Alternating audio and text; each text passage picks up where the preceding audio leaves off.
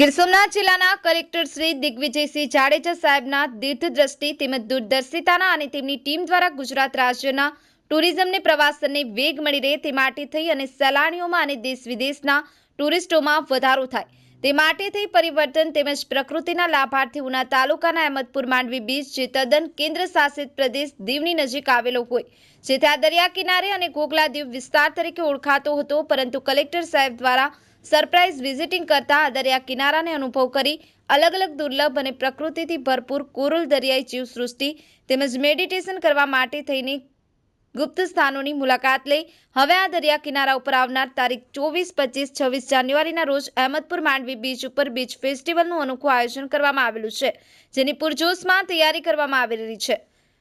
Bureau report, the mirror, Gir Somnath. Hello, નમસ્કાર, જય શ્રી કૃષ્ણ। હું છું તમારો પ્રિય ખજૂરભાઈ। તમામ ગુજરાતીઓને કહીશ કે સરસ મજાનું ન્યૂઝ એવું કે દીવ મિરર ન્યૂઝને જોતા રહેજો। જય માતાજી, જય શ્રી કૃષ્ણ। નમસ્કાર મિત્રો, હું ફિરોઝ ઈરાની આજે તમને એક નવી વાત કરવા આવ્યો છું।